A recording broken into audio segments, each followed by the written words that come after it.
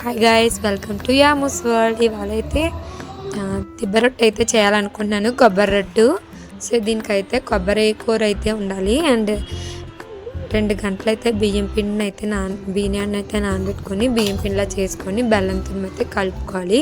So ఈ మూడింటిని mix చేసుకొని కొంచెం అయితే టేస్ట్ కోసం అయితే ఇలాచీ పౌడర్ వేసుకోవాలి. వేసుకున్న తర్వాత మీకు మీ దగ్గర డ్రై ఫ్రూట్స్ ఉన్నట్టయితే కొంచెం డ్రై ఫ్రూట్స్ అనేవి డాల్డాలో కొంచెం మిక్స్ చేసుకొని ఇలా చూపిస్తున్న విధంగా డ్రై ఫ్రూట్స్ బాగా వేయించి అందులో వేసుకొని బాగా మిక్స్ అయితే చేయాలి.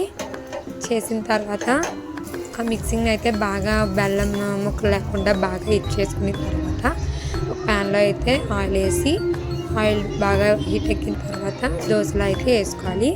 దోశలో వేసుకున్న తర్వాత కొంచెం దెబ్బగా అయితే వేసుకోండి, బాగా టేస్ట్గా అయితే ఉంటుంది. కొబ్బరి అయితే దెబ్బగానే ఉంటే బాగుంటుందండి. So thanks for watching.